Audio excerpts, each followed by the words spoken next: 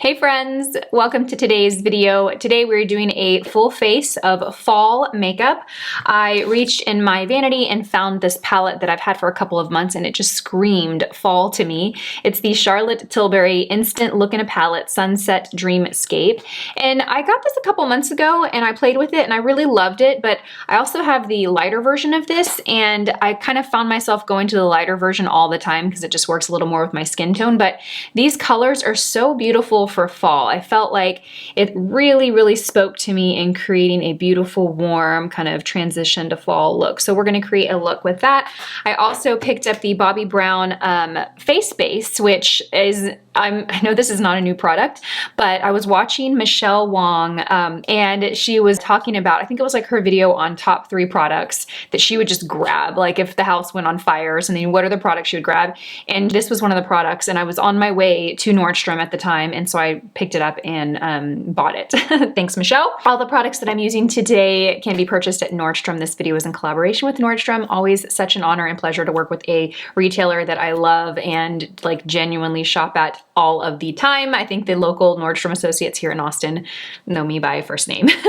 So let's go ahead and dive right in. I'll have all the products listed and linked in the description box. There are a couple of new products, including the Bobbi Brown face base, and then I also picked up a couple of MAC mineralized blush about a week ago. One of them I've been using and I wanted to share these. And I also picked up a oldie but such a goodie. It was the MAC Pro Longwear Concealer. This used to be my holy grail concealer before I started doing YouTube videos and before I accumulated this massive collection of makeup. This was my go-to concealer, so we're going to be playing with that. Let's go ahead and get started. Okay, you guys, so I'm going to start by priming my skin with the Bobbi Brown face base. And what I know about this product is that it's like a hydrating primer, kind of like a primer and moisturizer in one. I don't know what it took me so long to buy this product because I've always heard such great things about it. But yeah, so let's give this a go. I got, a fairly decent size amount on my fingers. I did put a moisturizer on this morning, but it's been about, I would say, an hour and a half or so, so it's completely absorbed into my skin. It has a very strong scent to it. It smells very citrusy. That doesn't bother me, but I know some of us are very sensitive to scent. So it has a little bit of a tacky feeling to it. It feels like a kind of really rich moisturizer. It doesn't quite feel like a lightweight cream. It feels like a rich, tacky moisturizer. So for foundation, we're going to be using the Lancome Tint Idole Ultra Wear Liquid Foundation. I have the shade 320 Bisque Warm. This has just been a go-to foundation of mine lately. I will put this in the category of like the Dior Forever, just a really great, long-wearing, foolproof, great coverage foundation. One you can put on in the morning and you don't really have to think about it or worry about it throughout the day. So now I'm sure many of you have used the Bobbi Brown face base because again, it's kind of like, a real popular product and it's not new. So if you've used that product, let me know what you think about it in the comment section below. Do you love it? What are your favorite foundations to pair with it? And also, if you don't mind, leaving a comment of what type of skin you have, because I think that's really helpful when we are giving feedback about foundation or skincare products. My skin has always been pretty normal, maybe combination, but I have noticed it is starting to get drier. And, I don't really know that I've changed anything. I think that I'm just getting a little older and I'm starting to feel my skin drying out. Oh, I love this foundation. I will say that I noticed the difference using the face base. So this is how much I have left of the foundation. The foundation looks a little bit more glowy than it normally does. So next I'm going to go in with the concealer, and I did apply this last week and was reminded that it's a really full coverage, thicker formula. So I'm not going to use much. I am like trying to barely squeeze out a full pump because I don't like to waste makeup. So that's probably half a pump right there. It's super rich, very pigmented, very full coverage. I'm going to take my finger and I'm going to apply this just in the right here under the inner corner, and then I'm gonna do the same thing on the other side. Now this is shade NW20, which seems a lot lighter than I remember it from back in the day. I used to always wear NW20, but I definitely should have gone a shade up. I don't know if they changed the shades or not, but I feel like I should be a little darker than this, but we're gonna make it work. So I'm just gonna go and gently blend this under the eye. Take my time. When I had my makeup done for a photo shoot recently with Ryan, who I keep like bragging on here on my channel, he used this concealer. He also picked up a couple of paint pots, which made me go buy them. He used the paint pot Lay and Low on me for my photo shoot, and so of course I went and picked it up. And I think it's gonna work well with my dress today because it's kind of like this fall vibe. So I used a tiny bit of concealer, but I got really, really great coverage. I mean, I didn't use much, you guys, and it gave me exceptional coverage. So nice. Okay, next we're gonna go in, and actually before we set with powder, we're gonna go in bronze up because I am using a cream bronzer. This is the Chanel bronzer. I love the way this smells. I don't know why, I just do. So I'm gonna use the BK Beauty 107 brush, and I'm just gonna kind of pick it up by pressing the brush into the product. And then let's go warm up the face. I really enjoy this formula. I know there was like a big kind of, you know, they changed the formula, and I feel like a lot of people preferred the original. I do remember really liking the original, but it had been years since I had used it. And I purchased this one, and I love this one. I feel like this one feels a little more creamier than the other one. Almost the other one felt like it had a quicker dry down to powder finish, where this does feel a little creamier, but I like to apply it with a fluffy brush like this. Just get it right into the skin, and I don't apply too much of it. It just gives a really pretty natural looking tan to the skin, depending on your skin tone, of course. But it's very buildable. Like at first application on me, it's kind of light, but then I can go in and get more color if I want it by just layering. It's so easy to blend. Perfect. Okay, next I'm gonna go in and set the center of my face, and I'm using the Lancome Long Time No Shine Loose Powder. I thought it'd be nice to pair this with the Lancome foundation. I really enjoy this loose powder. It has a very matte finish, completely eliminates shine, mattifies the skin. It blurs pores and makes the skin look very, very smooth. So I am gonna be strategic with where I place this. I used a smaller powder brush. This is the BK Beauty 108. And I'm just gonna go right under here, under the eyes, right on the nose, because I get a little shine there, and in the center of the forehead.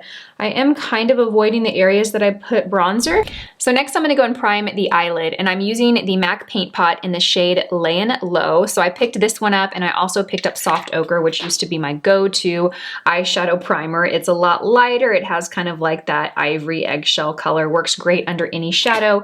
It's bright, so it'll kind of cancel out darkness or blue veins or any of that, you know, darkness that you might have on the lid. But Layin' Low is a little warmer, it's peachier, it's a great product to wear by itself. If you don't want to layer a shadow on top of it, it's gonna give you color on your lid by itself. I used to love paint pots as eyeshadow primers because they are so heavy duty, like they don't budge. You put this on, you put your shadow on top of it, and you've got shadow, like crease-proof shadow all day long. Now, this is a drier formula. I'm gonna say that, you guys. It's a drier formula than some of the eye primers that I've been using lately. So keep that in mind if you have drier eyelids. I like to use my finger to apply this because my finger really warms it up and helps spread the product. Now, Layin' Low is almost the color of my eyelid. Do you see that? It's a little bit different, but it really looks so natural on my eyelid. So if you are more fair than me, it's gonna give you you're gonna see more warmth, a little more peachy tone. And if you're deeper than me, it's gonna look lighter and brighter on you.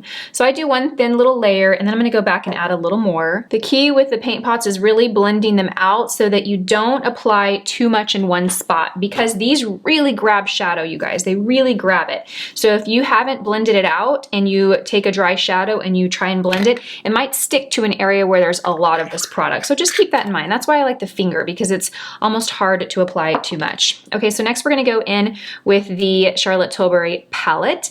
Now, this is such a beautiful, beautiful palette. You kind of got everything you need in here. You've got a bronzer, you got a highlighter, you got 2 cheek colors, and you got 3 eyeshadow colors. Now, I will sometimes use, you know, the face highlight on the eyes, or sometimes I like to use this cheek color on my eyes. I don't know that it's approved for that, so this is just me doing it. I'm not saying that you should. If you have sensitive eyes, maybe stick with the products that are, you know, recommended for that area. But I'm gonna go in first, and I'm gonna create my crease, and I'm gonna take my BK Beauty 202 brush. It is a just kind of tapered crease brush, and we are gonna go in first with the bronzer. I'm gonna create a little bit of shape to my crease with this product.